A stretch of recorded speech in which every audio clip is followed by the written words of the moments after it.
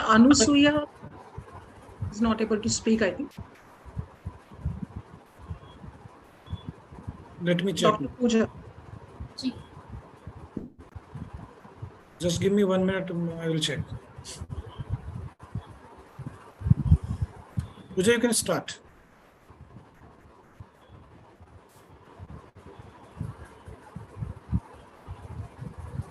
Yeah. Sir, but PPT is not visible till now. Wait a minute, just due to live session. Is it visible? No, it is getting shared. Now visible? Yes.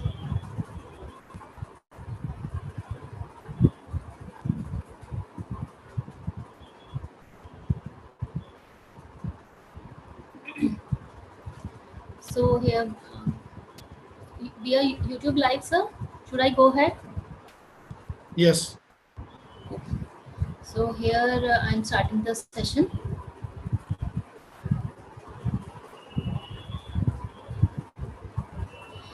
Education is a cornerstone of personal growth and societal progress, providing individuals with the knowledge and skills that they need to thrive in ever-changing world.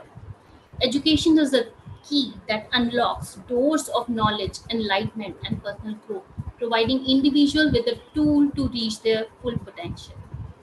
In today's education and information age, access to quality education is more critical than ever, enabling individuals to adapt, innovate, and succeed in a rapidly evolving world. Next, sir.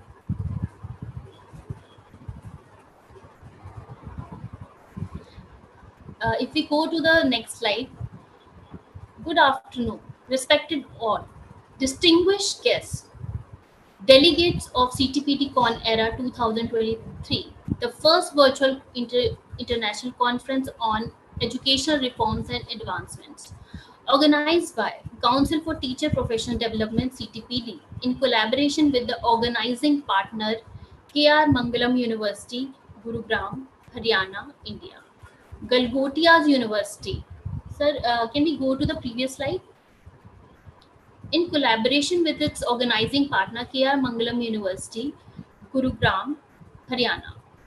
Galgotia's University, Greater Noida, Uttar Pradesh, India. Saraswati College of Professional Studies, Ghaziabad, Uttar Pradesh, India. Satyug Darshan Institute of Education and Research, Faridabad, Haryana, India. DAP PHE College, Dehradun, Uttarakhand, India. And Azad College of Education, Satara, Maharashtra, India. We are profoundly happy to associate as our conference knowledge partner with Vishwa Yuva Kendra, New Delhi, India. Human Touch Foundation, India. Social Development and Research Foundation, India. Council for Teacher Education Foundation, India. Policy and Research Center, India.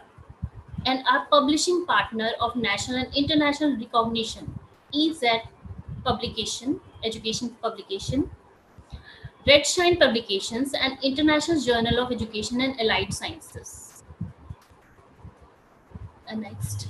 We are extremely overwhelmed to announce that we have 4 parallel sessions going on track 4, where speakers from various national and international repute are giving their deliberations for this particular sustainable development and research practice in education.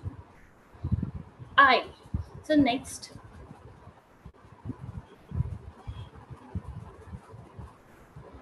I, Dr. Pooja Verma, Assistant Professor, School of Education, KR Mangalam University. It's a great honor for me to be the moderator for this educative technical session of CTPDCON-ERA 2023. Track 4 on the theme Equitable and Inclusive Higher Education for Sustainable Development. The sub-theme of this technical session, that is 4.4, is Curriculum, Teaching, Evaluation, Research Paradigm and Methodology. This slide delves into diverse elements of curriculum design, teaching strategies, assessment methods, research approaches that support the cause of sustainable development, while fostering fairness, inclusivity in higher education. The significance of this exploration lies in its alignment with the United Nations Sustainable Development Goal 4, which is dedicated to the pursuit of quality education that is accessible and fair for all. So, next slide. Uh, we have eminent speakers and paper presenters who shall be sharing their expertise and insight in the field. So, I am really delighted to extend a warm welcome to our esteemed chair, Dr. Eugene Koch, Assistant Professor in the Leadership Policy and Governance Workwood School of Education, University of Calgary, Alberta, Canada, and co-chair, Dr. Anusuya Kapoor Yadav, Assistant Dean, School Welfare, Student Welfare, Assistant Professor, MIT Institute of Rehabilitation Sciences, MIT University, Uttar Pradesh, India, for gracing us with their presence and leading their significant session at CTPDCON, and particularly this track, that is 4.4. So next, Tanya ma'am's slide. I extend a warm welcome to the convener of the track, Professor Tanya Gupta, Secretary General, CTPD, and Conference Organizer, Secretary, CTPDCON-ERA, and Dean School of Education, KR Mangalam University, Gurugram. I myself, Dr. Pooja Verma, Assistant Professor, KR Mangalam University, Gurugram, Haryana, is a co-convener for this particular track. So now I feel honored to introduce to you Professor Satyendra Gupta, Chief Advisor, CTPD Advisor, CTPDCON-ERA 2023. So here I will be providing you a small and brief profile of Satyendra Gupta sir, Dr. Satyendra Gupta. Dr. Pooja ji, sorry to interrupt you. Dr. Satyendra ji, for some reasons, he's not able to join. So kindly allow me to take the overview of the session. All right. So I would. Yeah, it's okay. You don't need to invite me. Thank you. I'm a part of the session, right? All right. So good afternoon, everyone. As a part of the organizing team of the CTPDCON-ERA 2023, organized by the Council for Teachers Professional Development. We are really honored to have with us today in this plenary session 4.4, Dr. Eugene Koch. Thank you so much for being here as our esteemed chair. And let me also thank Dr. Anusuya Kapoor Yadav for being the esteemed co-chair of this session. Firstly, thank you for accepting our invitation and joining us. And welcome all the dear delegates and the paper presenters and the participants who have joined across. I hope the journey through the 1.5 day that you've been associated with us has been really, really nice. As an overview of this plenary session 4.4, which is focused primarily on the curriculum, teaching and evaluation and research paradigms and methodologies, specifically in context of fostering an equitable and inclusive society for sustainable development. Your views. Besides the experiences and the views of our esteemed chair and the co-chair, who will be under whose able supervision you shall be making these paper presentations. So we really hope that you bring out through your paper presentations, curriculum, the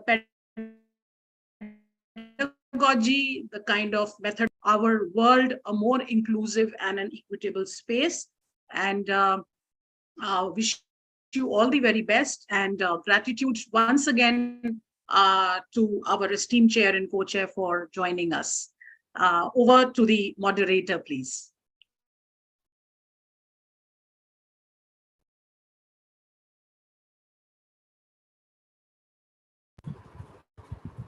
Yes, ma'am. Thank you. Dr. Pooja, thank you so much. Yes, ma'am. I will be sharing the screen.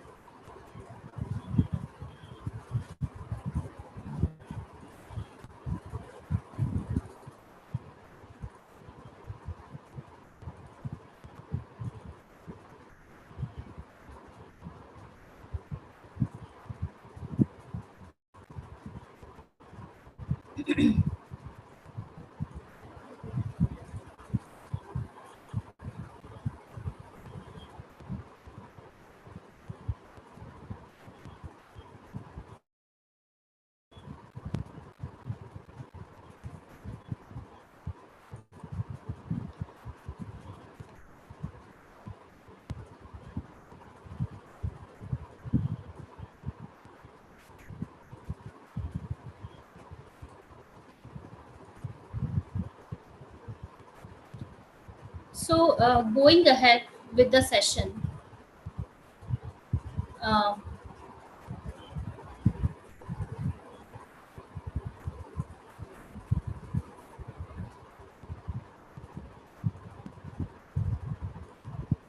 it is my honor to introduce our esteemed chair, Dr. Eugene Couch, Associate Professor in the Leadership Policy and Governance Workload School of Education, University of Calgary, Alberta, Canada. Dr. Eugene Couch is a distinguished academic and a prominent figure in the field of education administration, leadership, policy theory, with a rich educational background, extensive professional experience, and a strong commitment to the research and innovation. Dr. Couch has made significant contribution to the world of education and leadership. Education has been at the core of Dr. Couch's journey. He earned his PhD in education administration with the honors in organization and policy theory for the University of Saskatchewan in 2023. His academic pursuit at the same institution includes a master's degree in the curriculum studies and educational technology, along with a bachelor's of education with honors in English language arts and vocational education.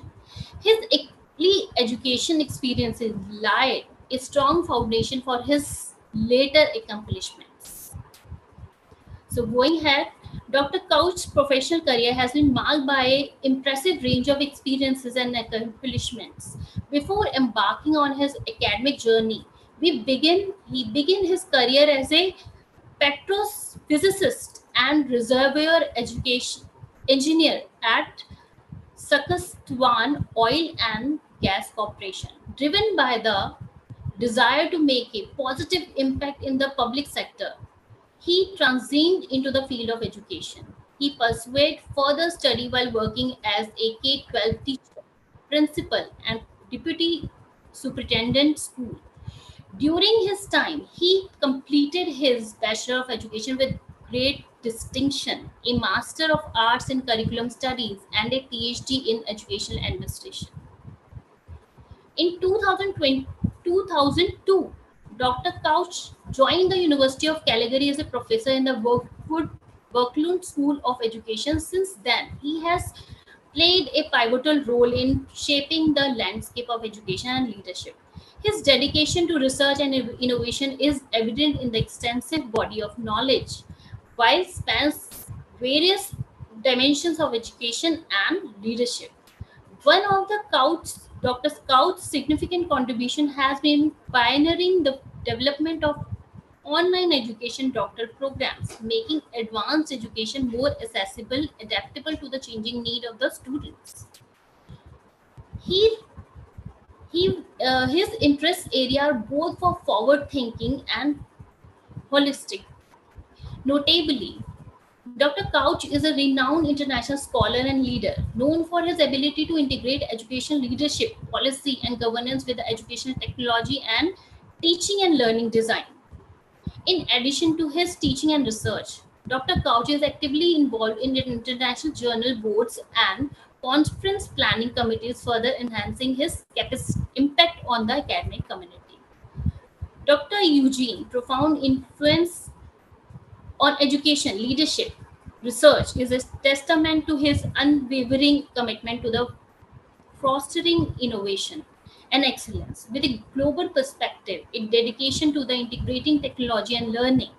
He continues to make a significant and lasting impact on the education and leadership. So please accept a token of gratitude from the organizers of this particular conference, this virtual moment. So please accept. Thank you so much. Sorry. Thank you. Namaste. Thank you so much, Dr. Verma, for such a kind introduction. I'm just looking at your outline here for chairs, and I'm seeing that we might be running a little bit late. So I was to give some words. Maybe I'll make them half as long as I thought I would. I'm going to try. Okay. Is that okay? So may I invite Dr. Eugene to deliver his address? Thank you. Oh, okay.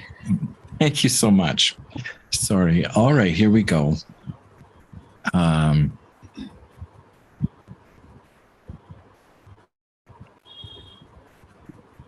So you've heard the introduction. We'll just get right to the words. I was so impressed with this conference and would like to make honorable mention to Dr. Tanya Gupta, Dr. Sanjay Kumar, Dr. Jay Bhatia, and Dr. S. Gupta for their incredible leadership, and to Dr. Verma for her moderation today. A wonderful conference, another wonderful conference. So I'm going to talk a little bit about a new paradigm for research, integrating teaching, learning, and technology. You've got my background. This is the University of Calgary. It is 2 a.m., 2:30 almost here in the morning. And it is a beautiful night. I have experience around the world, and I'm bringing some comments from my recent research on teaching development in different countries as it relates to inclusion. So I'll talk about teachers' roles, changing the learning environment, design trends, research trends we see, social entrepreneurship as an emerging issue, and education organizations, how we fit our research into organizations and lead change, which I see your organization doing very, very well through this conference and its wonderful challenges on reform. This is largely based on a chapter I wrote in 2018 for a new paradigm for teaching and learning. So the role of teachers has changed.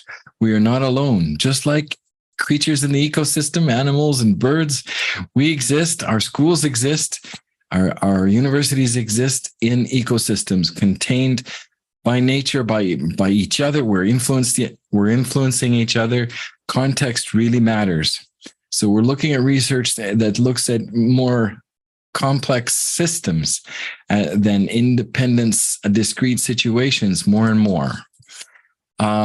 We are all part of ecosystems. There's the learner, the teacher. These are nested systems, learning environment designers, if you're lucky, infrastructure in the school, leadership, the institution and its boards, government and its boards, all those systems. But the lines between them are fading as we work much more closely together. So we need to think about our research and our work and inclusion as more possible with less barriers and boundaries, mental barriers too, social barriers, and more openness in open systems, all shaped by these other features like the horrible pandemic, public demands, economics, history, and social justice. So we're all connected like we are today, magically across the ocean, around the world. Education organization thinking is changing, and all of my students study the development and design of learning systems and universities and schools and colleges that work together more for better learning in a different way, with new kinds of teaching. So we're working now with principles that don't consider we act upon a closed system to create change, but we act within it as a rather open system. So closed systems versus open systems, steady state assumptions of the last century, now pseudo-steady state. On the left, the more colonial system. Canada's recovering from a horrific colonial past and trying to recover our indigeneity and our identity as Canadians and move away from the punishing British system that was so closed and so tight and so hierarchical into a more open system based a lot more on our First Nations ways and principles. We are trying. It's going to take a long time, but it's coming along. So the influences on instructional design are right now are artificial intelligence and our research. Artificial intelligence, augmented reality, big data analytics, distance learning, EOR, open resources, changes in design thinking, changes in teaching and learning. We'll talk a little bit about that. Technology innovation, leadership changes, politics, everything's changing. So what are the trends? Well, design on the fly, not always having everything ready all the time. And with learner-centered education and more learner-centered and learner-directed education as the norm, becoming norm, we're going to have to design with them on the fly. And that's a new concept. Learners are going to self-regulate and self-direct learning more with handy technologies. Will be guides on the side, as your brochure says, and working to help learners succeed, perhaps at their own rates. Many systems are now allowing students to progress at their own speed based on competencies. So participative, experiential, constructivist, and student-centered research is the center focus. And I see in our track and in this conference a lot of this kind of work. So people are intermittently rational, learners are people, institutions are made with people. As we talk about institutions, we have to consider research that asks us, is our teaching ready for a post-institutional world too? New learning environment trends. Personalized learning, I mentioned, student-centered learning that's more organized and self-directed by learners.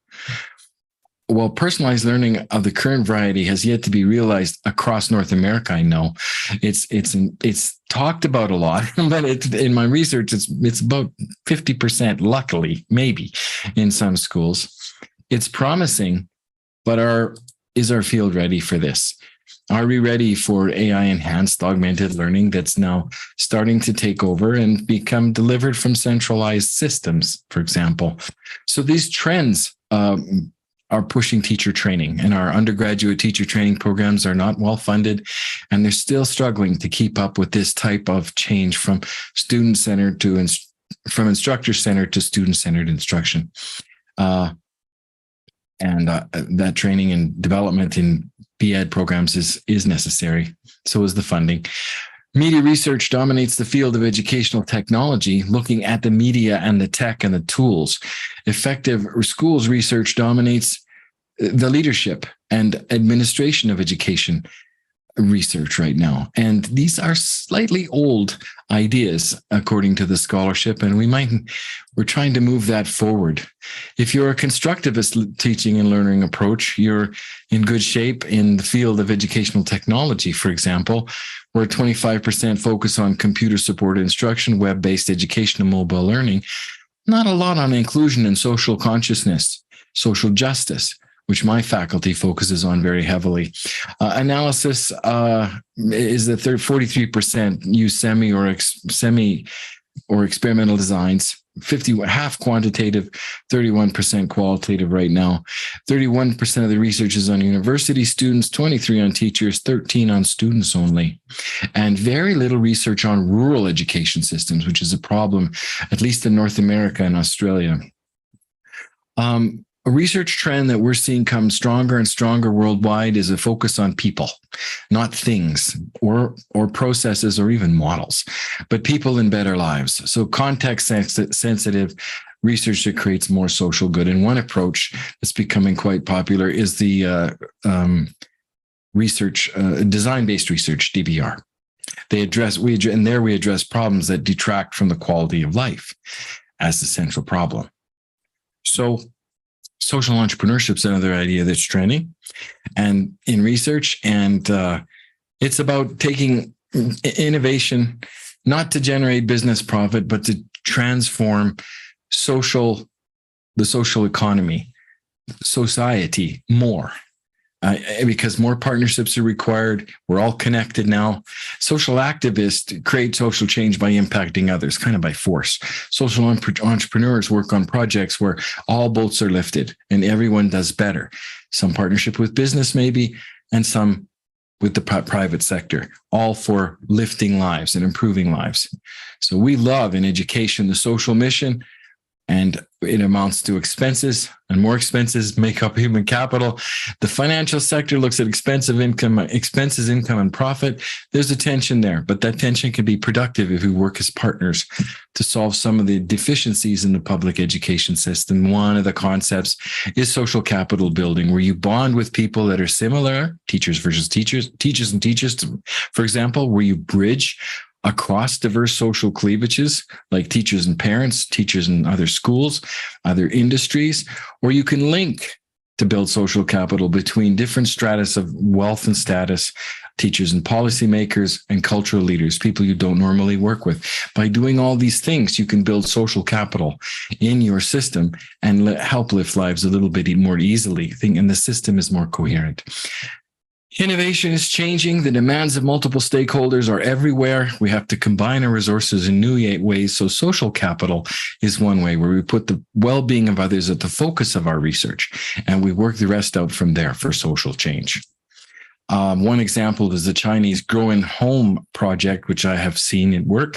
The drift from the rural area. I'm a farmer by birth, to the cities. I live in a big city now. Is huge. So families were separated from their children. Parents had to go to work. Children were left behind with relatives. So the cities put money into telecommunication in a growing home program so that the child could at least talk to parents online now and then. And it helped. It helped a lot. It helped the families go a long way. This is just a tiny example of how you can lift lives through social entrepreneurship efforts to mitigate some of society's problems, like exclusion. There's 8 variables of a social entrepreneur. It means you can network, you can partner, you have some experience in education institutions, and they're all changing too. And I see that in the research that's coming up. We're doing more cross-cultural collaboration. We're looking at lifelong learning, cradle to grave systems now in K-12 and colleges, and blending those things. And Thailand is advancing in this very quickly, advancing the culture of innovation by rethinking the role of education to include virtually everyone at their own speed and pace. In some countries, primary school leads to secondary school, upper secondary school, vocational higher education, or academic higher education paths. Skilled work comes out of it, and academic work comes out of it. New systems are showing primary school leads to secondary school and upper secondary school overlapping with vocational education and skilled and academic work together. So the pathways are various after upper secondary school and even secondary school. So the colleges, universities, and K-12 programs are blending to accelerate self-directed learning so people can get into the workforce faster and lead better lives and retrain over a lifetime. So the old stacked models are falling apart for lifelong learning. That's the goal. More government support, more partnership, more transdisciplinary work, and a lot of partnerships mark all this. So we're seeing in the next long-term 5 years, mixed reality learning, problem-based learning, limited online learning, but in the midterm, more online learning, artificial intelligence and big data guiding our designs and our K-12 structures and learning systems, and a more focus on a measured learning in the short term. We're still measuring ourselves to death. Massive amounts of tracking and lots of online learning that was horrible during COVID needs to be redesigned. So what mindsets do we need? Well, leadership has changed really from top down to complex adaptive system and shared power system, from transactions to people working together for common goals. So what does that mean? It means working with networks instead of vertical structures, from bureaucratic systems to more relational network structures where we work on a problem together. On the left, the old pyramids. On the right, my research and some of my research showing how things actually work. And you know that. Our mental models are changing to relational from vertical, structural, and colonial. And we're seeing things like we see things in nature. We're modeling education systems as we model natural systems, where the system in the center is decentralized, more stable, has redundant pods that can exist. The ones on the left and the right fall apart. If the central node disappears on the left, that's the king and his men, top down. And on the right, everybody's connected and it falls apart if any one member is missing. So that central network is the strongest way to go. And that's what we're seeing in our research too. That's how nature organizes itself, and we're trying to learn from it, from living systems. So thank you very much. We should get on with our wonderful presentations. I hope that was informative for you. I have us a little behind time. Is it a tradition in your conference that the chair gives someone a 1-minute warning, like a heart symbol or something on Zoom, if they're getting close to their? Is it a 10-minute time I see on the schedule? Dr. Verma? So we can start the timer, or we can inform them by any sign that, okay, your time is getting over. Do you do that or me? It's fine by me. I will be taking care of that. Wonderful. Okay, well then let's go. This is great. I can't wait. Thank you, sir. Thank you.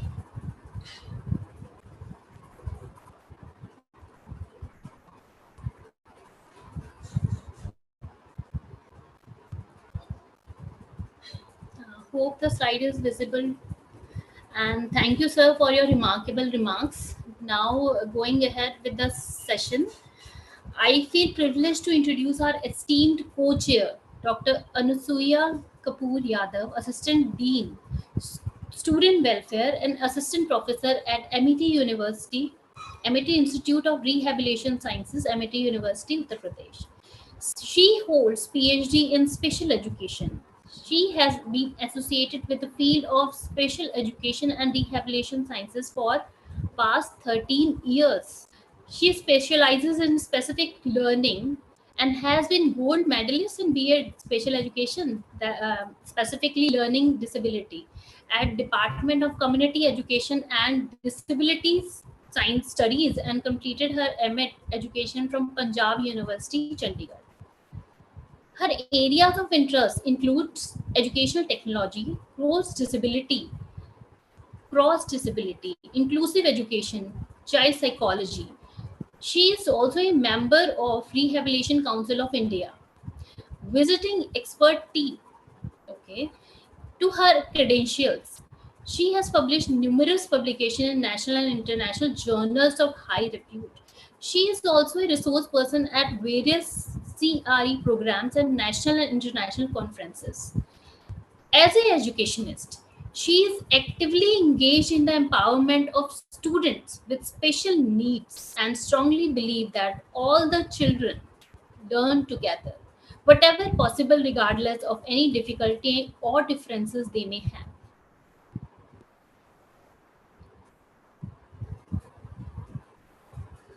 We eagerly anticipate the insight and discussion that will unfold under your guidance. Please, ma'am, accept as a token of gratitude from the organizers of the conference this virtual moment.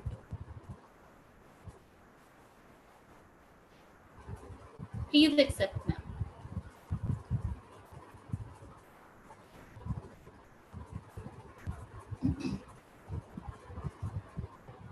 So now we commence with the paper presentation. Let me reiterate and request the presenters to be concise and adhere to the time limits of 7 minutes for your presentation and 3 minutes for the question and answer round.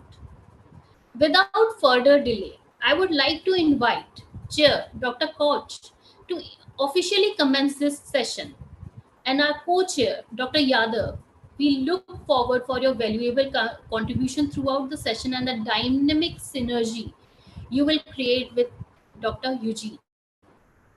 So, chair and co-chair, Dr. Couch and Dr. Yadav, should we go ahead with the paper presentation? Please officially give permission to go ahead with the paper presentation.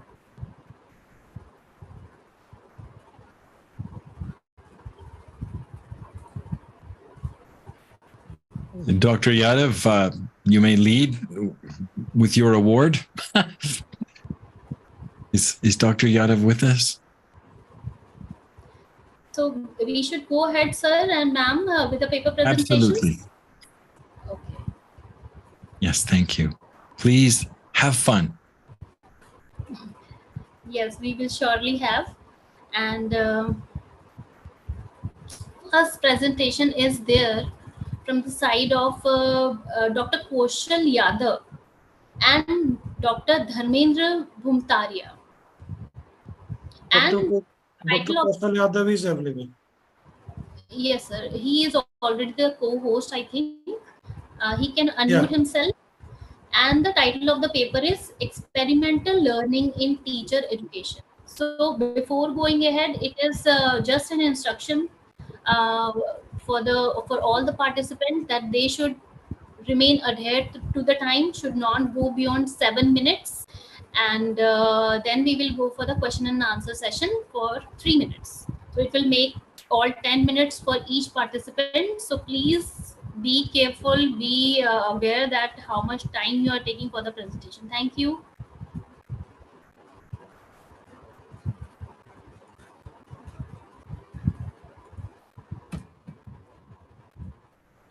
Mr. Kaushal Yadav, please. Yeah, myself, Dr. Kaushal Yadav. My co-presenter is Dr. Dharmendra Bhumtaria. He will be presenting it. Dr. Bhumtaria. Please open your video before presenting the paper. Please, it is the request for all the participants that they should rename themselves so that we will be able to find you easily.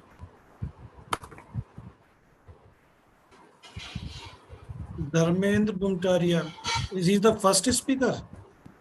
So Yes, he is the first speaker. he Okay.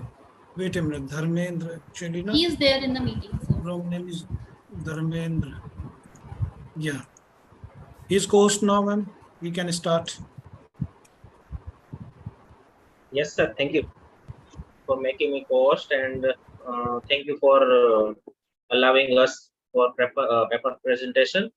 First of all, I would like to thank you, all of you, for organizing such a nice event and getting us a nice platform for sharing our ideas, and especially for teacher education. Me, Dr. Dharmendra Bhumtaria, and Dr. Kaushal Yadav, ma'am, both are the researchers, and we are presenting our research paper. I am sharing my screen. Is it visible, ma'am? Yes, sir. It is being shared. Soon we Okay. yes. You can make it full screen. Yes. Now Yes. it is visible. Yes. So first, I introduce the research topic. Firstly, as all of us very well know that NEP 2020 is in implementation stage. We are trying to level our best to fulfill the NEP 2020 criteria in our day-to-day teaching learning process and teacher education institute. There are so many reforms we see in this NEP 2020 and in future education system. It is an opportunity to it is an opportunity to nurture an ecosystem, as Dr. Eugene sir also told about the many reforms coming up in this next years, which is student centric. NEP 2020 suggests or focuses on learning rather than teaching. NEP 2020 para 4.6 and also 4.7 suggest that some of the point we have to incorporate child-centric methodology or pedagogy for our better education system. NEP 2020 and teaching learning process at Teacher Education Institute, TEIs, are very apart. There are many reasons behind that, and we face in our day-to-day teaching learning processes. So it is essential to bring the expected pedagogies of school education to be practiced in our institutes. So keeping in mind that these points, we both researchers conduct a small research on experiential learning in teacher education. So our paper title is Experiential Learning in Teacher Education. So these are the objectives: to develop teaching learning resources of experiential learning for prospective mathematics teachers. We conduct this research on focuses on mathematics subjects only. Second objective is to study the impact of experiential learning on understanding of prospective teachers in terms of experiential learning in mathematics. Third is to develop a module for teaching, titled is Teaching Mathematics Through Experiential Learning. The hypothesis research hypothesis is there is a significant difference between the mean score of mathematics prospective teachers in post-test of understanding in experiential learning. And similarly, null hypothesis is there is no significant difference between the mean score of mathematics prospective teachers on the tool understanding in experiential learning of experimental group and control group. These are the variables for this research. Independent variable is pedagogy, that is experiential learning, and dependent variable is prospective teacher score on the tool, that is understanding in experiential learning. The sample is we taken 2 colleges for this research to conduct this research, that is Agi Teachers College and one more teacher education institute, that is M.N. Shukla College of Education, Ahmedabad. We took first year and second year teachers training, as we all know that B.Ed program is 2-year course, and we take first year student as a control group and second year students as our experimental group. So total 64 students of B.Ed college is our sample. The research method is 2 groups only post-test design. We conduct post-test two groups only post-test design. So now I introduce our experiment processes or procedure. Firstly, as I already told that semester 4 or second year trainees are our experimental group, and semester 2 or we can say first year students is control group. We didn't give any treatment to the semester 2 trainees. Firstly, we introduce theoretical aspects of experimental learning, experiential learning for semester 4 trainees. We introduce experiential learning technique, pedagogy, and all the theoretical aspects to them. Then we introduce various techniques of experiential learning. As all of us, we know that experiential learning have varieties of techniques, but we take 4 techniques for the research, that is games, visualization, experiment, and role play. We develop many games to many games from students, and of course with the guidance and mentoringship of both the researchers. As you all of know that we use daily we used to play many games in our daily life, that is housey, bingo, or many other games in our day-to-day life. But if we apply this type of games in mathematics education, then mathematics will be easy for the students. So keep in mind that we develop some games for the mathematics teaching. Then visualization. Many things we realize with the observation of our day-to-day life. We introduce this technique and take the trainees to the I will give example that if we go in the garden or any place and tell the trainees that how can we introduce any concept of mathematics with the available resources in this garden or classroom, and they are trying to introduce many concepts of mathematics with the technique. Then experiment. All of us know that experiment is the best student-centric method, and many of the mathematics teaching point are taught by experiment technique. So experiential learning technique, experiment method or experiment technique is also conducted in this research. Role play. There are some role play or scene design was conducted during this research.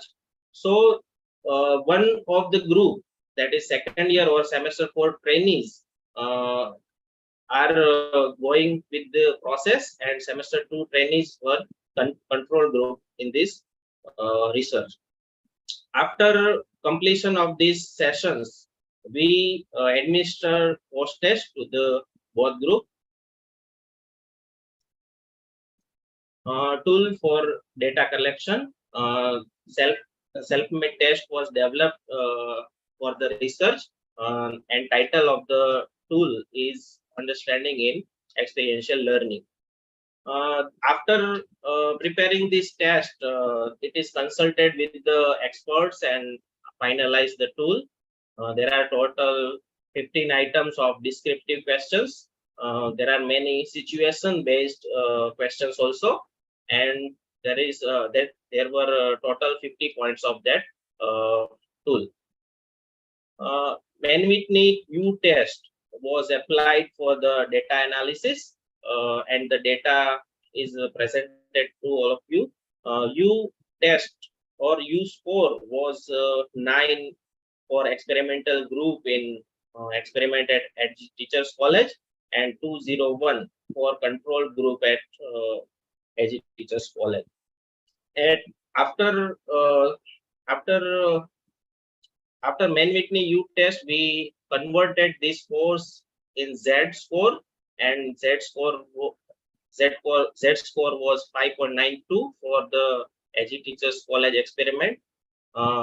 Comparing with the table value, it is significant at 0.01 level. And similarly, replication of the research conducted in Sri M.N. Shukla College of Education, and similar results was found for the research. And result interpretation, null hypothesis is rejected at 0.01 level. So there is a significant difference found between scores of prospective mathematics teachers of semester 2 and semester 4 trainees.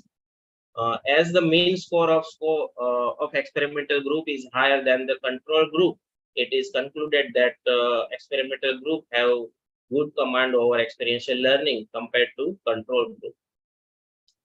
Education implications. As the research is focused on 3 major stakeholders, that is students, teacher education institute, and teacher educator. It is your time is over. Just finish and conclude. Yes, ma'am. This is the last slide, and I will conclude as early as possible. Thank you very much. Students, when teachers provide opportunity and learning space through experiential learning in class outcome, there will be possibility of creating real world relevance. It provides opportunity for creativity. It provides opportunity for reflection, and teaches the value of the mistakes. Teacher education institutes have to be strong for rigorous training and to develop TLR resources for the future teachers. Teacher educators have and also I attended last day sessions, and some of the speaker also told that we have to be ready first.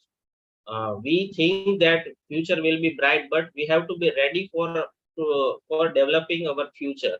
So teacher educators have to be ready for the next reforms of education. Learner-centric ecosystem will be developed. We have to practice advanced pedagogy and innovative evaluation trends also. So thank you very much for giving us time for paper presentation. If any point missing, my co-researchers also add. Ma'am, if you want to add any points remaining. Thank you. Thank you very much. No, I think all the points have been added in the presentation. If any question is there from the side of participants or our dignitaries, we can ask here. Just very quickly, did you think the control group being a different grade level than the other group had an impact on your findings? Yes or no? Pardon, sir? Do you think that having a different grade level for the control versus experimental group might have changed your findings at all? No, we categorically selected the control group, which is a junior group, so that because they are not much aware with the pedagogical aspect, the entire experiment was conducted on the pre-service teachers who are to be teachers and they need to be trained for the experiential learning techniques.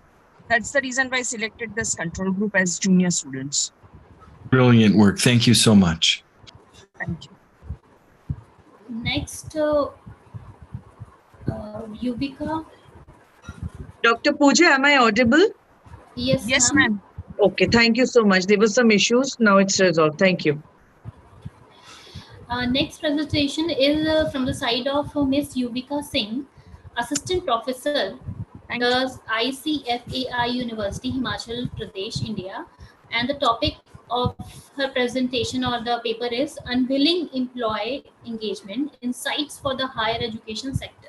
So, ma'am, you may go ahead. Thank you. Good afternoon, ma'am. Thank you so much. Can I share my screen now? Yes, ma'am.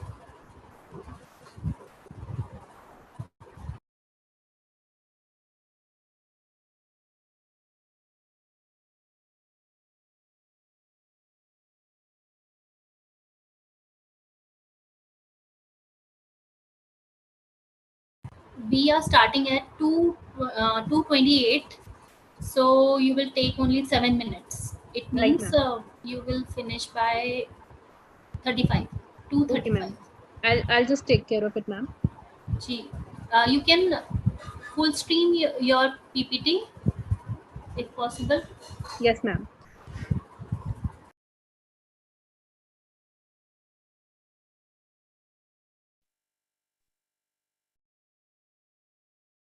Is it visible now? Yes, ma'am, Yeah. it is visible.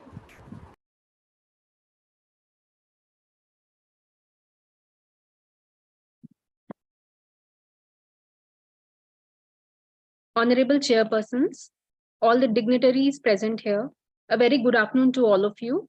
I'm Yuvika Singh, Assistant Professor, Department of Management Studies at ICFAI University, Himachal Pradesh. And the topic, my topic of presentation is Unveiling Employee Engagement, Insights from the Higher Education Sector. So employee engagement may just seems to be a very small term, but it's a very, what we'll say, a very complicated term. It is being defined by different researchers. Sometimes it is being defined as a level of commitment and involvement. Sometimes it is being defined as an extent of people which they enjoy or feel valued at any of the organization in which they are working.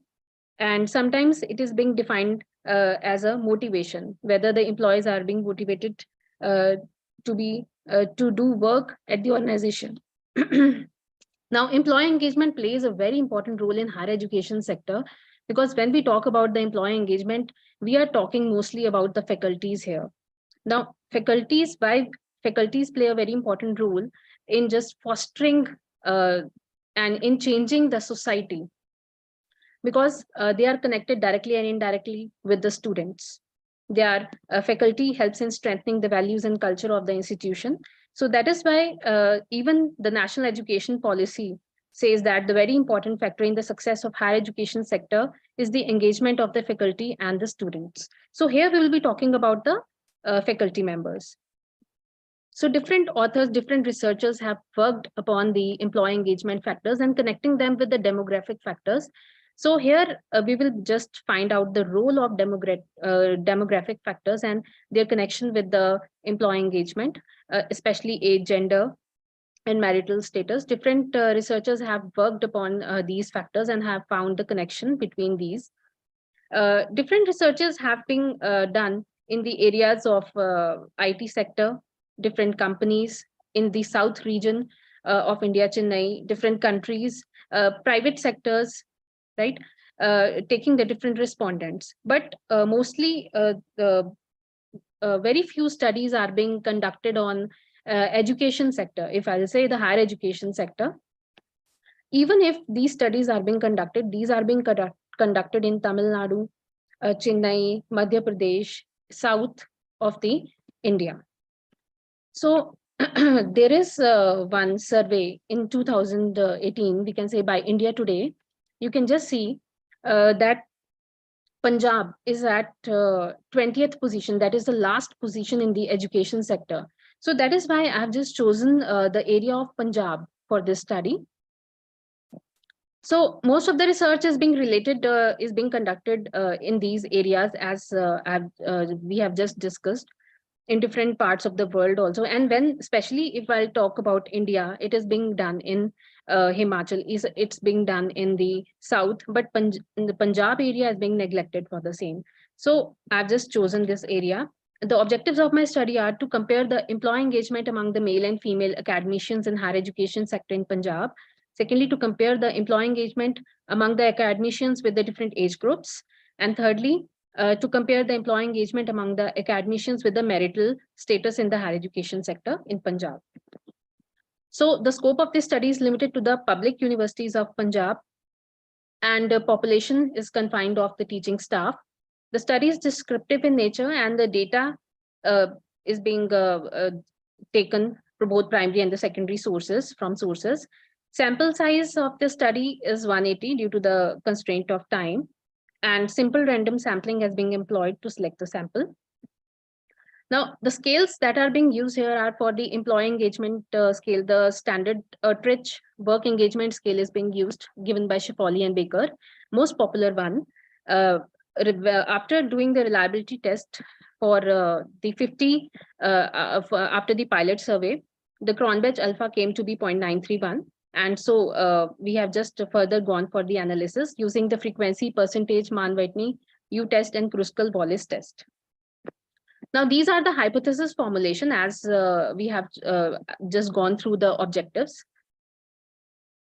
The very first thing, when we have just gone through the demographic analysis, we have just found that about there is a 50-50 ratio. 92% are males and 88 respondents are females. That means 51% and 49% of the percentage of the total population sample size was about male and female.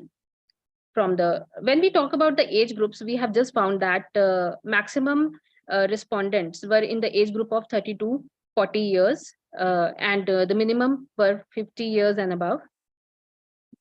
And when we talk about the marital status, we have just observed that maximum employees were with the number of 128 were married, and while 52 were single.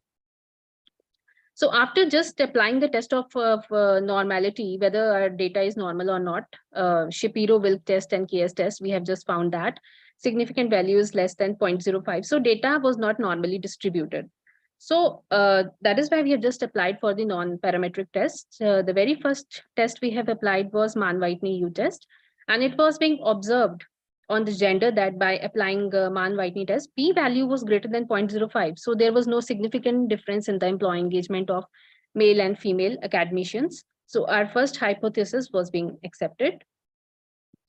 After applying the non-parametric test, Kruskal-Wallis H test on the age group, it was being found that again, p-value, there is no significant difference in the employee engagement of the different age groups of the academicians. So our second hypothesis was also being accepted.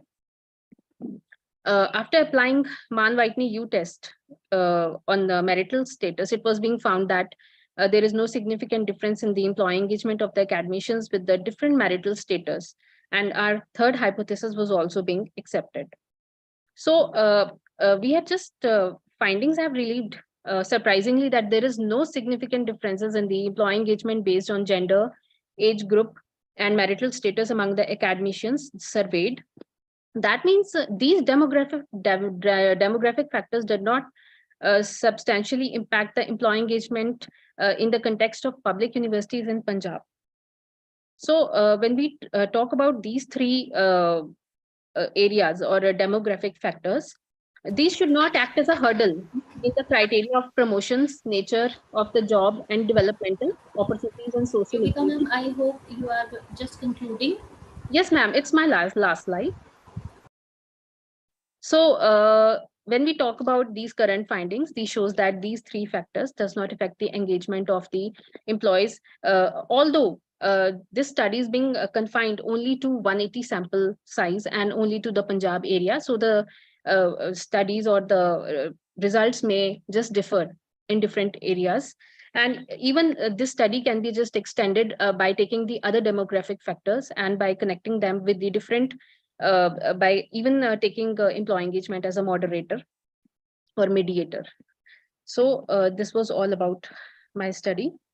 Thank you. This was the questionnaire that was being adopted. 17.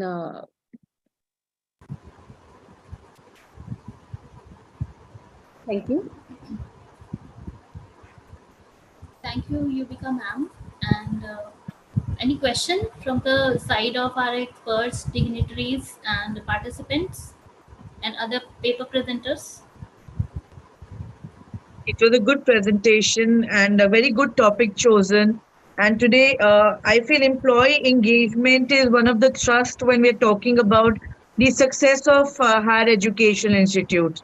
So, first of all, you have limited your time. You've stuck to the time also, and this small presentation has given a lot of insights into how today employee engagement has a very important role to play when we're talking about the higher educational institution. Thank you, Ms. Yuvika. Thank you. Thank you. Thank you so much, ma'am.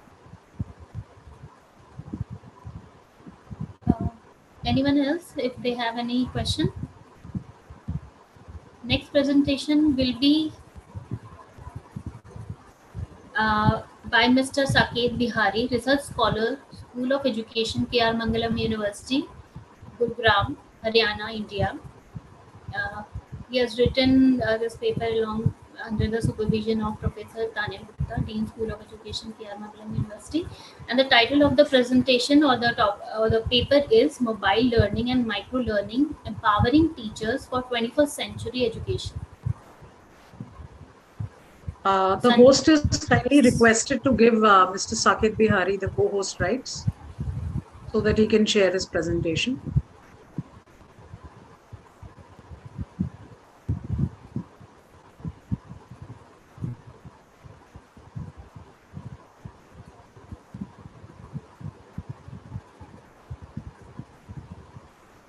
Yes, ma'am, permitted.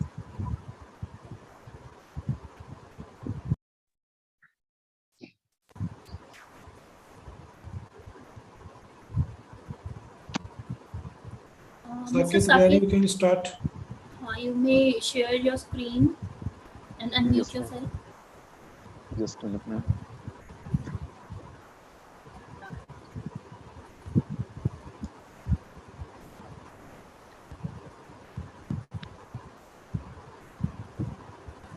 So you are starting your presentation at Yes, ma'am. 2:40 and you will be given 7 minutes of time. So till 47, 2:47. Meanwhile, Madam, kindly announce the next presenter also, and we'll request the co-host rights to be given to the person also. Next presentation will be from the side of Miss Swati Garg, Assistant Professor, Mahalakshmi College of. Please announce the speaker, Dr.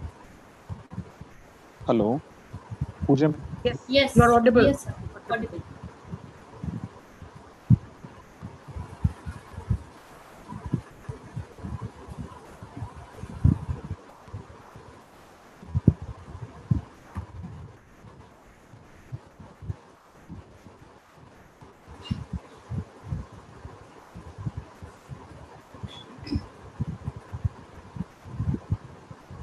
Saket sir, you are not audible. If you want, I can share your PPT. You're taking too much of time. Would you call the next one? Give him time. So next presentation will be from the side of Swati Garg, ma'am. Swati. Yeah, Swati is available. And yes, she is Assistant Professor, Mahalakshmi College for Girls, Duhai, Swati, you can Ghaziabad. start. And the title of the paper is A Review on Importance of Soft Skills in the Teaching Profession.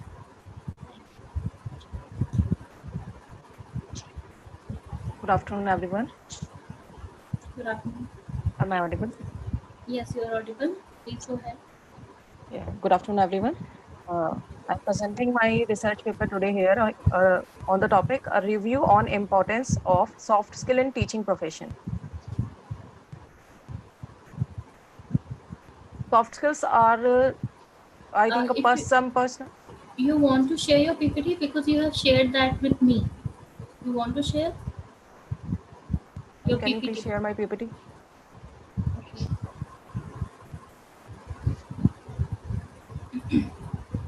So you will be given only 7 minutes. I hope you know that.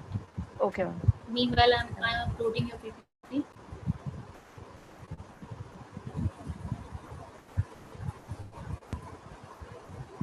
Is it this one? Yes, this one.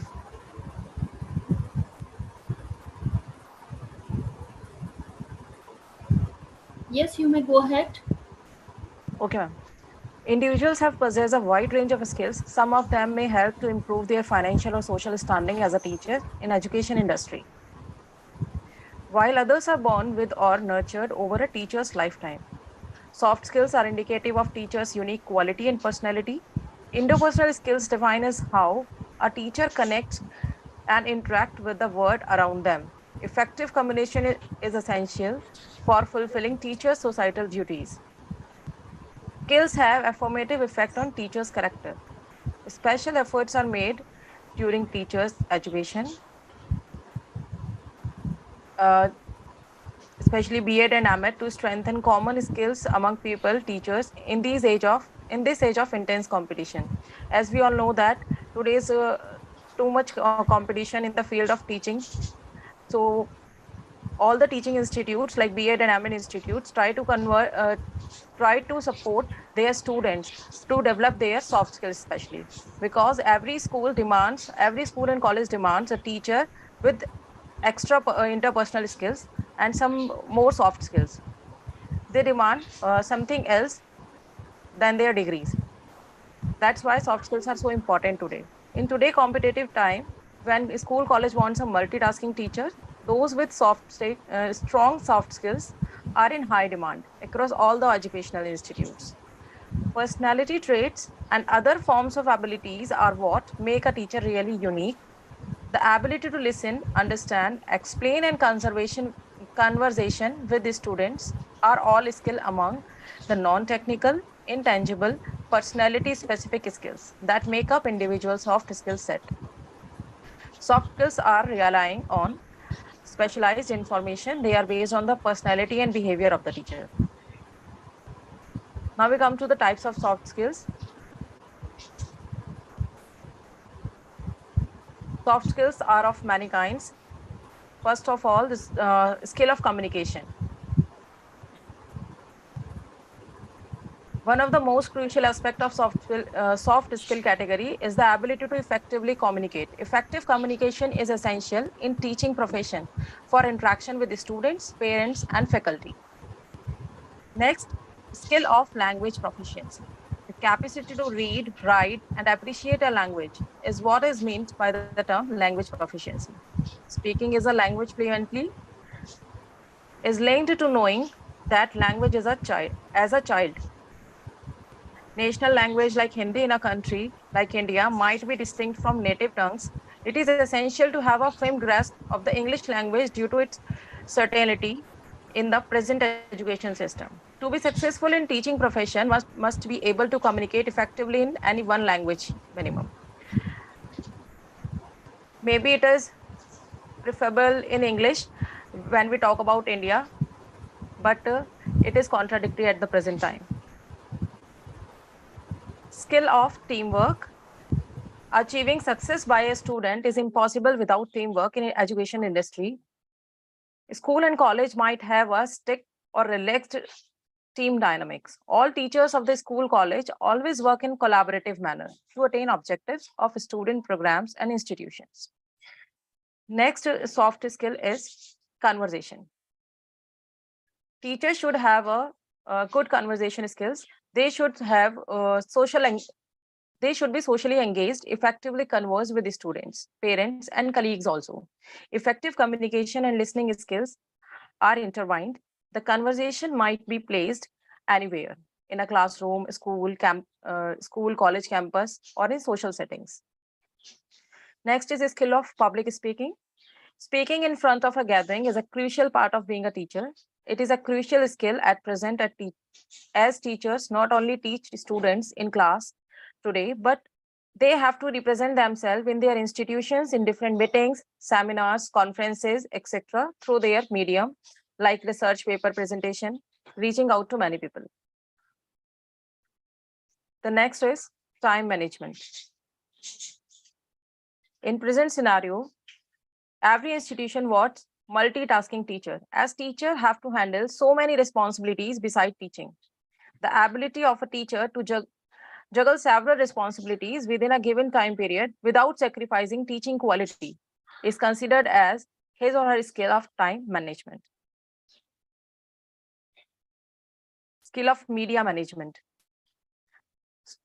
Nowadays are constantly bombarded in several forms of media, including social networks, broadcast, print news outlets, and the internet. An important skill for a teacher is knowing when and how to utilize those tools effectively in teaching learning process. Skill of dressing sense. Appropriate level of professional attire varies with the profession.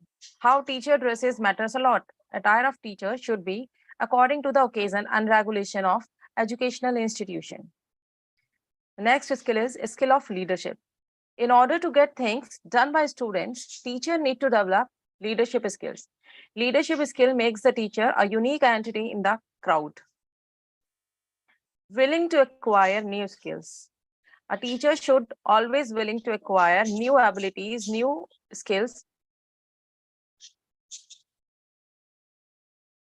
Next is positive attitude. A positive attitude is the ability of a teacher to not only focus from dwelling on a problem, but also to find solution or a research.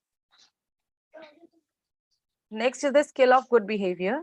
Teachers' behavior accounts for a substantial portion of their communication.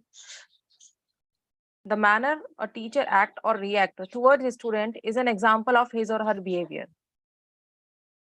Self-respect, etiquettes, and cultural norms are further factors in determining appropriate behavior of a teacher. Sorry to interrupt, but only 1 minute is remaining, so please kind wind up. Okay, ma'am. I'm coming to the importance of the soft skill. Soft skills, there are some also importance of soft skills, like it's create a sound personality. A teacher with a sound personality exude confidence in their teaching ability. Soft skill have to help us to update interpersonal skills. Soft skills help us to make us more capable to doing something. It makes teacher creative. It also make teacher creative and develop creativity of students and teachers also. Awareness, soft skill make give teachers an access to the information and currently needs and requirement of the society. So it make aware to all the students and teachers. Soft skill make the teacher effective. It also help the teachers or students to in decision making.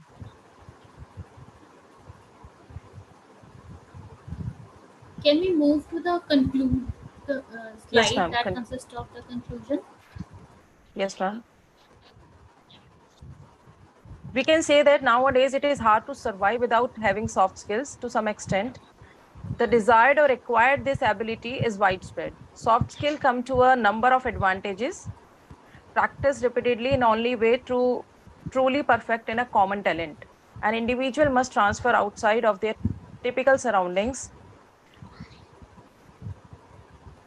According to the study and findings, it is obvious that the offering appropriate, structured, and standardized soft skill training sessions, people's soft skill can be enhanced. Competition for new teaching jobs and career longevity has increased due to need of soft skills. Teacher who wants to stand out from the crowd should work to improve their soft skills so that they may succeed in the school, college, no matter what challenges they experience throughout the hiring process or their time there. Thank you, ma'am.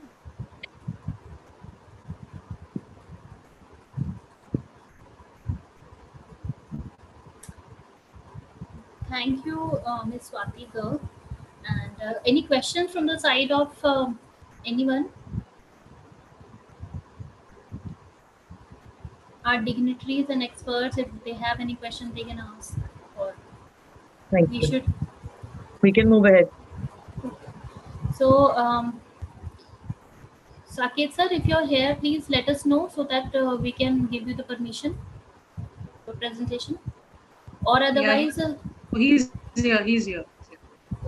Manmohan is available. Please call the Manmohan. Manmohan is also there, and we can call Manmohan if you want.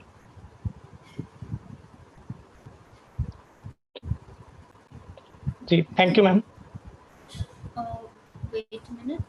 So next presentation will be there from the side of Mr. Manmohan, and he's a research scholar, School of Education, K.R. Mangalam University, Gurugram, Haryana, and generated or will be presenting this paper under the guidance of Professor Tanya Gupta, Dean School of Education, K.R. Mangalam University, and the title of this paper is Study of Teaching Pedagogies for Mathematics Educators for Integrated BSc BA program in Higher Education Institution of Gurugram District, Haryana. You may go ahead. Ma'am, please allow me screen share. It is allowed. It is allowed. You can switch on your camera. Yeah, ma'am. You can share.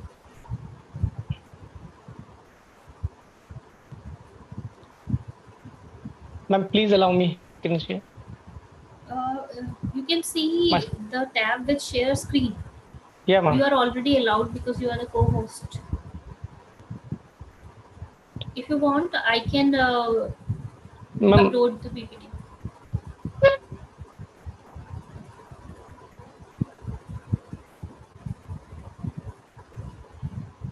Sorry, ma'am. Host disable participant screen sharing. Pooja, wait a minute. There are two Manmohan Sharma. So I'm checking on. Yes, Manmohan, try. Yes, sir. Now your co-host, share your. Yes. Thank you, sir. Thank you. Good afternoon, all my dignitaries. You can do it in the full screen if possible. Yeah, ma'am.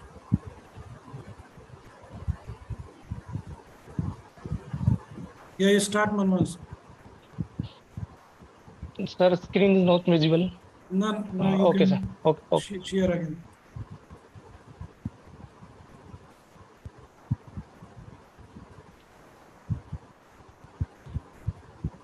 Thank you, sir. Good afternoon to all my dignitaries. I am Manmohan, PhD scholar from K.R. Mangalam University, Gurugram. And worthy Professor Dr. Tanya Gupta is my guide. My topic is study of teaching pedagogies for mathematics educators of integrated BSc B.Ed program in Higher Education Institute of Gurugram District, Haryana.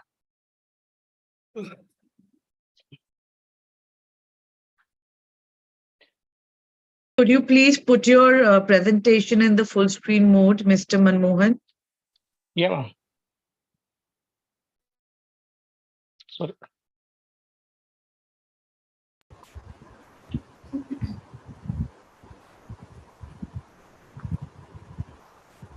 Yeah, ma'am. Is it visible? No, not yet. Yes. Else, please move ahead. No issues. Please move ahead. Yeah, ma'am.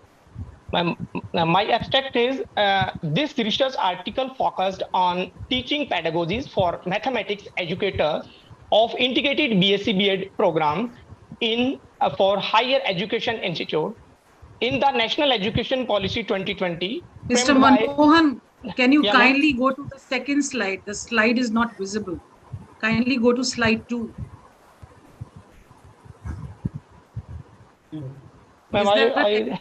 You can't move the slides? Is there a problem? You please click on the second. Click on the second slide. Take your cursor on the second slide and click on it. Try doing that way, please. On my screen, the slides are changed, but I don't know. Yeah, but it is not reflecting here. All right, Pooja ji, can you help him out? Please stop Yes. sharing your screen. Pooja ji, please play his slides. Yes, I will. Manmohan ji, stop sharing the screen Yeah. kindly. Yeah, okay. Yeah, ma'am. Just give us a minute. We are displaying your slides. Ji, ma'am. Is it visible? Yeah. Yeah, ma'am. Thank you. Yes, Ma'am, yes. please, next slide, ma'am, please. Yeah. And ma'am, my abstract is this research article focused on teaching pedagogies for mathematics educators of integrated BSc BEd program in for higher education institute.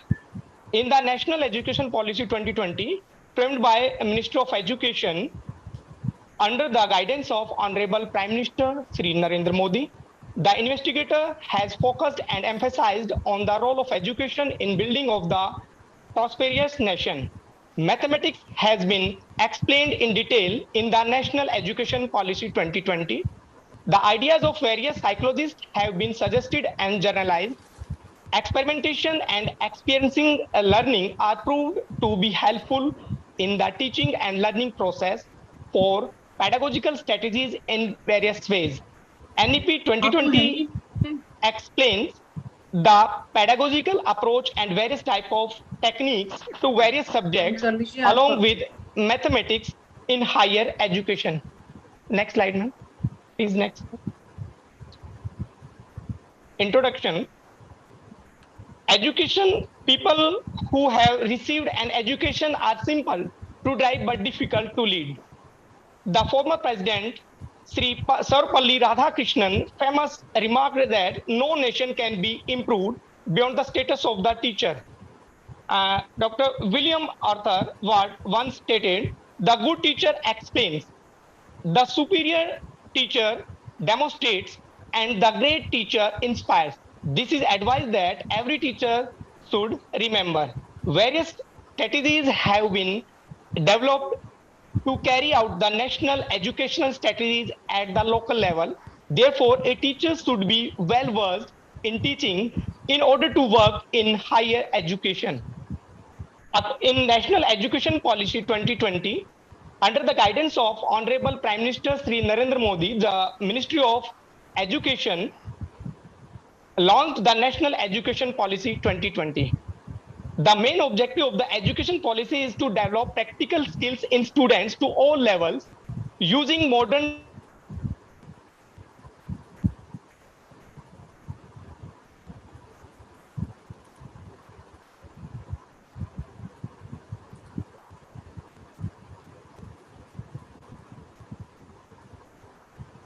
I think we have lost the place. he has lost Yeah. the An important role in our lives. According to the national education policy, instead of learning by rote, students have to learn something important at every step by taking to each other, seeing and experiencing new things. NEP 2020 by the Government of India emphasized on improving the flexibility, holistic nature of the educational system, critical thinking, and multidisciplinary nature. NEP 2020 has a credit-based system and a single interdisciplinary curriculum which expose students to mathematics on myriad and diverse application. By thinking, we orient ourselves towards improving our knowledge. The main objective of the national education policy is to start vocational education at the school level and establish new education centers and new evaluation centers also. India has been quite advanced in mathematics since ancient times. Zero, astronomy, number system, algebra, ratio, trigonometry, etc. are the contributions of Indian mathematics. A clear trend for innovation is visible in the National Education Policy 2020. Next slide, please. And the problem. Manmohan, please Yeah. make it fast because we are running out of the time. Okay, ma'am. Really Okay. make it fast. And problem definition is the learning level of the maximum students is very low. That is why it has been found, concluded that the improve of the higher education system. And so my statement of the problem is study of the teaching pedagogies of mathematics educators of integrated BSc BEd program in Higher Education Institute of Gurugram district, Haryana.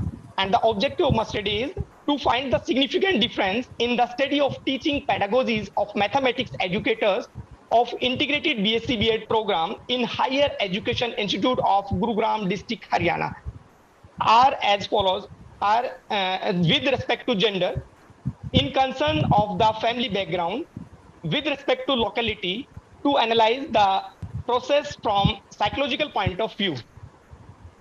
And so 6 crucial pedagogical methods are given.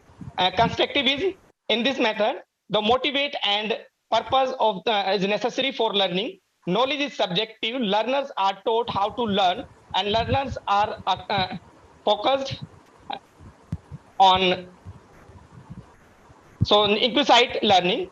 Confirmation inquiry, structured inquiry, guided inquiry, and open inquiry are included in inquisitive learning. And questioning, which types of questions involved, which type of questions in interactive questions is necessary in between the teachers and the students is necessary. Interrogate, interactive, in fourth point is interactive, and this point, application, comparison, and understanding the context is and synthesis is necessary. And problem-based approach makes students aware of the real problem of the world and make them realize the need for their solutions.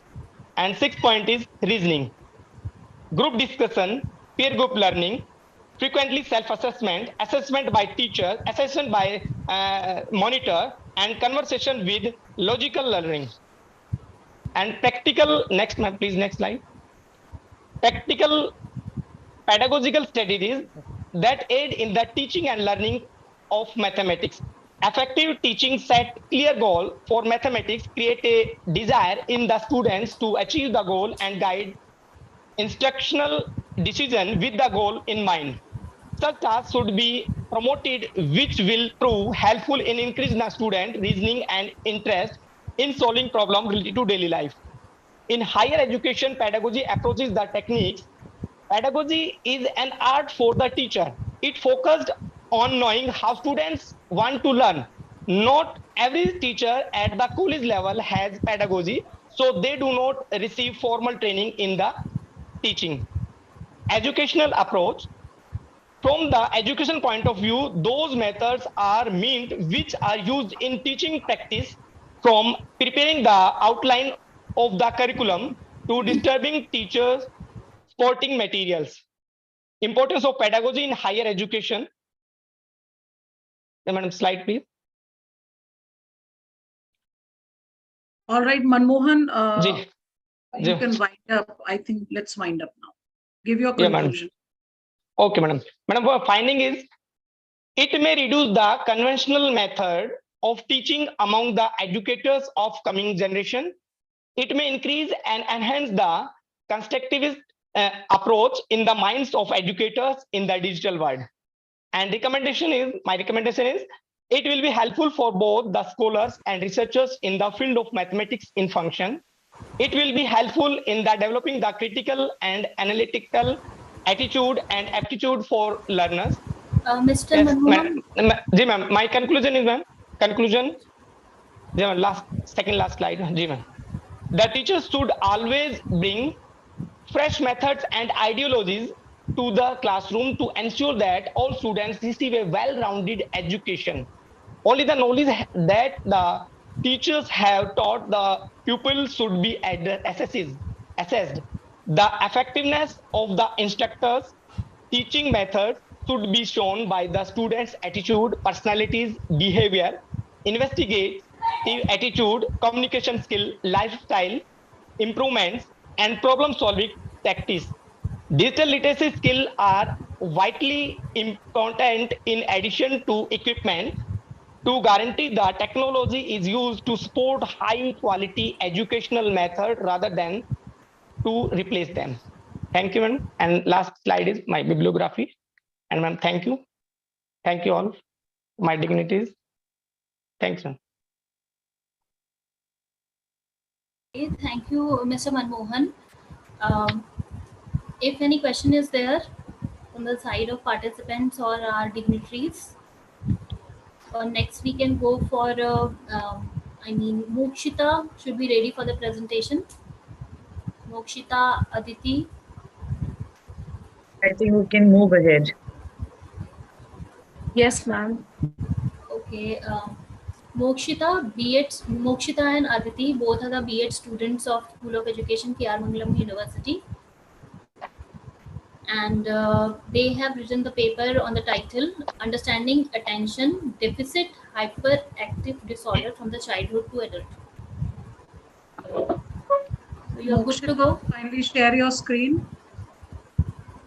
Sorry, ma'am. Please share your screen, your presentation. Yes, ma'am. And yes, you will be getting only 7 minutes. So it is 3:08. You have to finish it by. Is my screen visible, ma'am? Yes, Yes, it is visible. 3:15. You have to finish till that. Okay, ma'am. Make it a full screen.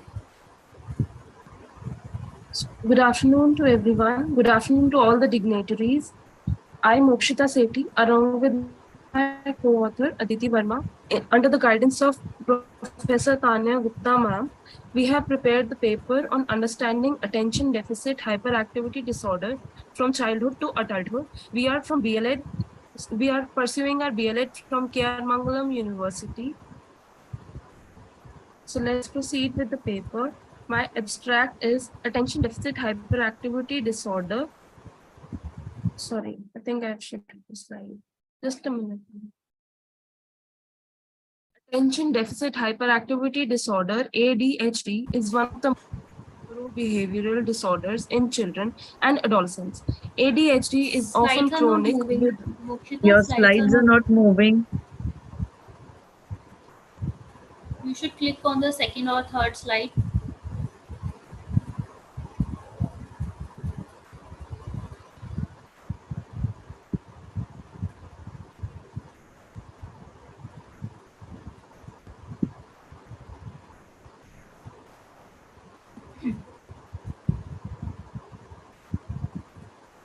I'll do that again, ma'am. Just a minute.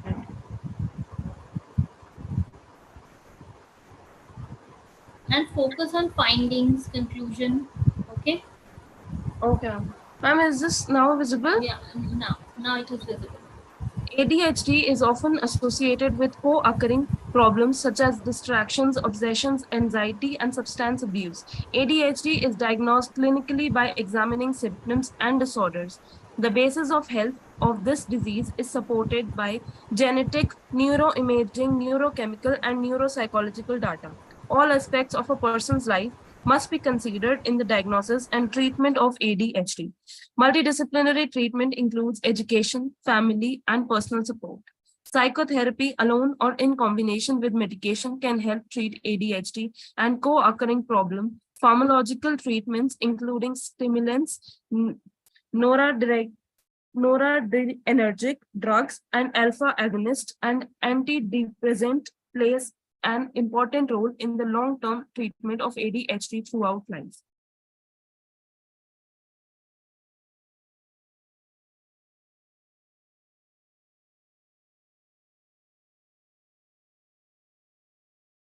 Is the slide moving? Yes, it's moving. It's moving. It's moving. Please go ahead with your key findings. The key findings are etiological elucidation of attention deficit hyperactivity disorder, heredity of attention deficit hyperactivity disorder, genetic factors, brain structure, and psychiatric comorbidity. Psychotic comorbidity, we have covered mood and anxiety, environmental influences, medications, diet, motor coordination, academic functioning, sleep disturbances. So now I would ask Aditi to continue.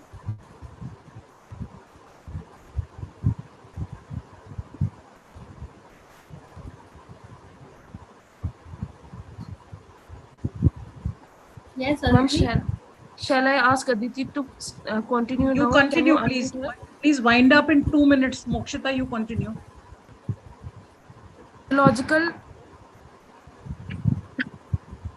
The potential of etiological explanation for ADHD can be divided into two categories, biological and environmental. In short, biological explanations include genetics, the brain, and their effects on the neuropsychology, while environmental explanations include problems in labor and birth, exposure to environmental toxins after birth, upbringing, and nutrition.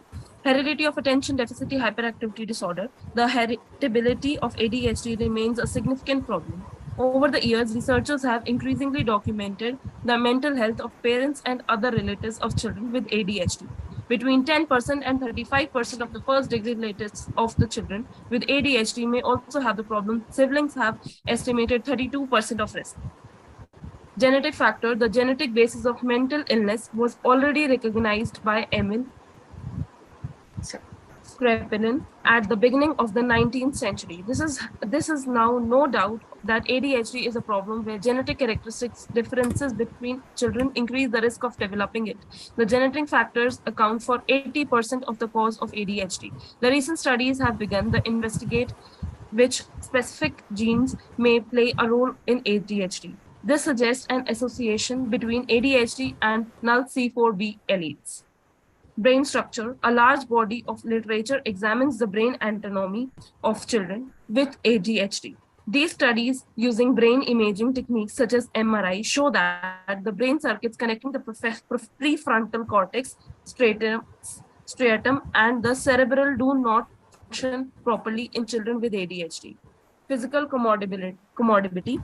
Over the years, epidemiological studies have documented the presence of psychiatric disorders and learning disabilities in ADHD patients. According to the study of children, studies with adults with ADHD have shown that children Mokshita, I hope you're concluding because your slides are not moving. Just conclude.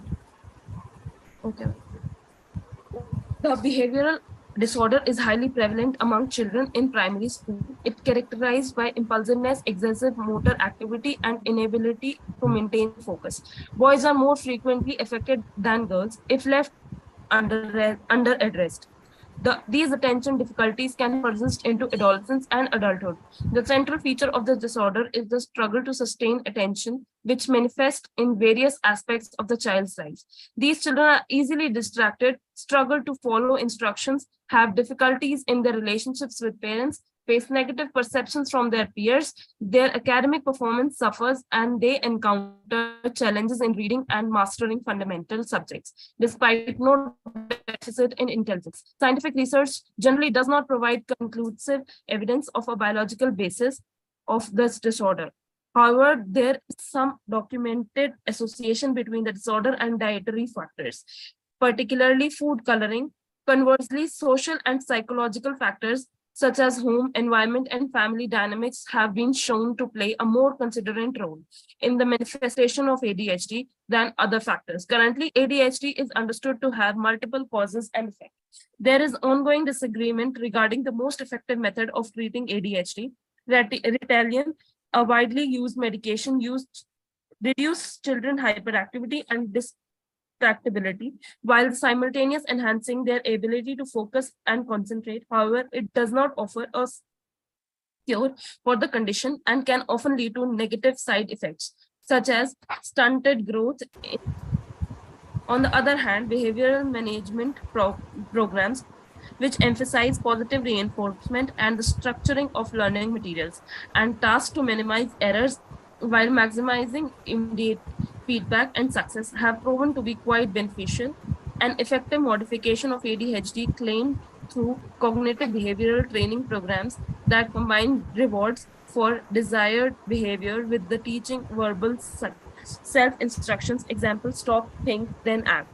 With this approach, children with ADHD learn to shift their attentions less frequently and exhibit more reflexive behavior, resulting in the relatively stable improvement over time. That's it from my side. Thank you so much. Thank you, Mokshita, for the presentation. If any question is there, please go ahead. Or if there are any questions, I would love to answer them. Or we will go ahead with the session. Thank you to the presenters. Mokshita, stop sharing your screen. Okay, thank you. So yes, I think we should go ahead with the session. And we are indeed gaining a wealth of knowledge today. Now, I would like to invite Dr. Anusuya Kapoor Yadav ma'am to summarize the session and address the participants of the session. Thank you so much, Dr. Pooja, for being a phenomenal moderator for the session as well. And it is a privilege to be at the International Conference CTPD-CON-ERA 2023, Educational Reforms and Advancement, and also an honor to be co-chairing the session with the chair, Dr. Eugene Koch. The technical session has seen exemplary research inputs by the presentation made and giving a holistic outlook. I congratulate all the presenters for making a remarkable presentations on very diverse topics that have been chosen, moving from soft skills to the pedagogies, and also how today the teaching profession is gaining momentum when we are talking about equitable and higher education for sustainable development. Higher education institutions have an essential role in sustainability, knitting an inclusive ecosystem. Today, the presentations have told us how it plays a significant role in preparing future leaders who will help sustainable development goals of the United Nations to be implemented successfully. The paradigm shift are setting the stage for transforming teaching and the learning towards sustainability. Embedding sustainability into the curricula necessitates a context of learning which implies a shift from the instructivist to the constructivist and the post-constructivist paradigms in teaching and the learning design, which most of the paper presentations have reflected today. Also, a very important outcome of the paper presentation was today's 21st century teaching methods are now very diversified and more inclined towards the learner-centered model that is used to facilitate the development of soft skills, reasoning skills, and make that connect in the classroom teaching to the real world scenarios. We need to develop an improved and harmonized approach to the interdisciplinary in education when we are focusing on sustainable development within the higher educational institutions, focusing on maximizing the mobilization of students from all the academic disciplines. This conference is a step towards achieving the vision of ensuring a full and productive life to all individuals and to the realization of sustainable development through quality education and lifelong learning opportunities. The conference theme has been intricately carved, having many interrelated facets. It will pave a roadmap, and it is also foundation for the growth of new ideas. And I congratulate all the paper presenters once again for the insightful deliberations today they have brought in on various thematic or various qualitative and quantitative research papers. And to conclude, I am thankful to Dr. Tanya Gupta and her distinguished organizing team for extending the invitation for this prestigious conference. I've attended the other tracks also, because all the themes, all the topics of the tracks was so encouraging, because all this today is the need of the hour, and how today we have to knit all these aspects and the prospects to develop an inclusive ecosystem towards sustainable development has a very, very imperative role to play. So once again, thank you very much.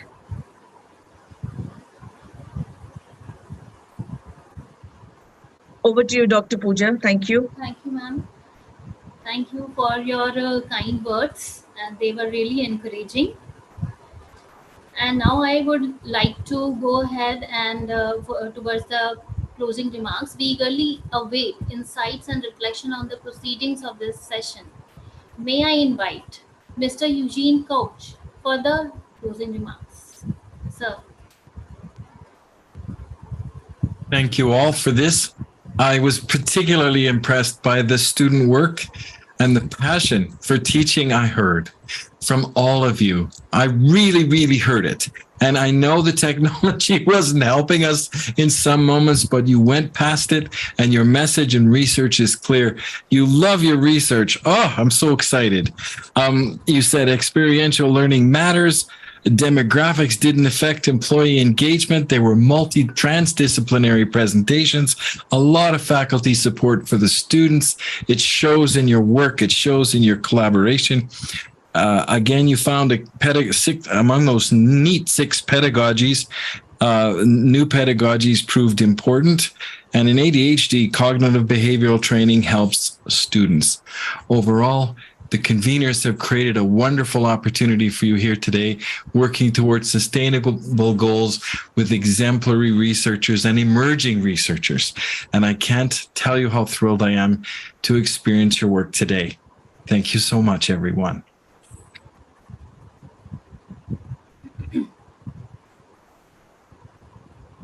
Thank you, sir, for your insightful closing remarks. Your words have been provided us with a profound perspective on the significance of the session. Before going ahead for the vote of thanks, I would like to request you that you should be sharing the name of the paper presenter, paper title, which you think was the best paper of this particular track, that is 4.4, with me or Tanya ma'am. And now, ladies and gentlemen, as we prepare to draw the curtains on this enlightening technical session at CTPDCON-ERA 2023, it is my pleasure to invite a distinguished individual among us to express our collective gratitude and appreciation for the valuable insight we have gained today. Now I would like to invite Professor Tanya Gupta, Secretary General CTPD and Conference Organizing Secretary CTPD ERA 2023, Dean School of Education, K.R. Mangalam University, to please present vote of thanks. Thank you, Dr. Pooja, for inviting me to do this last segment of the technical session, where I, gain a lot of blessings by expressing gratitude. I think that's the best part of doing in a session. So at the outset, on behalf of the Council for Teachers Professional Development, acronymed as CTPD India, it's an NGO that is. This is just for the information of our esteemed chair and co-chair. It's been almost 1.5 years that we as a community of teachers at various universities and colleges across India have like-minded teachers, if I would say, have gotten together to work on teacher empowerment, because the idea is to reach to the unreached. And there are a lot of segments in our country where we need to, work on certain requirements, certain skill sets that the teachers would need. We are connected with about, if I would say, last when I saw, we had 8,000 teachers across the country who were our members. And being a diverse nation with so much of linguistic diversity and many things, the idea of this organization is to, you'll be in fact very happy that there are parallel tracks in a few Hindi, and we are promoting, because generally at international level, a lot of people who are not good, avoid being a part of such conference. So the idea of our organization is, as I said, that empowerment, and empowerment comes when it comes from within, when you are you. Yeah. So that's what we are taking forward, and this is spearheaded by Dr. Sanjay Kumar, whom you saw is here with us in the technical session. You would seldom find a person, sir, if you are here, if you could kindly switch on your camera, we'll be very happy. And so he's a very grounded person, and he's himself Pooja, can we put everybody on spotlight? I don't feel nice when the chair and co-chair are not on spotlight. Yeah. All right. So I was saying, so he's, this is his brainchild, and there are a few like-minded people who have joined his team. And over this 1.5 year, Professor Kovic and Dr. Anusuya, he's brought in 8,000 people. And this is the first international conference. Trust me, there's a lot of effort going on. A lot of Yes. people are here, and we are very thankful that you have. I just don't want to express a very formal vote of thanks. I want to actually associate through this platform. Firstly, I want to thank Dr. Eugene for gracing us. We met at the conference, which was in February this year, and since then,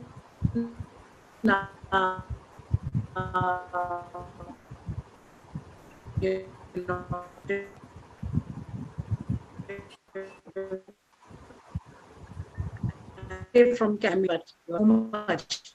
Dr. Anusuya, you over the years, you are an administrator and an educator par excellence. I'm really grateful that you accepted our invite to be co-chair. Your insights given during this session, your address, your views are well taken, well appreciated.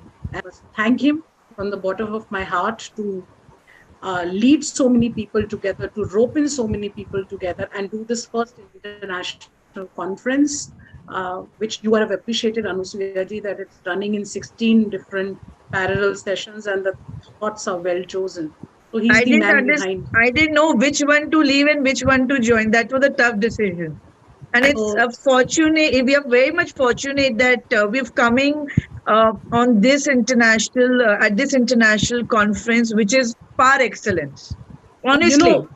Yeah, it is. And let me also share that, the people who are sitting at so-called university zone levels, being deans or being principals. He's himself a principal. I'm a dean.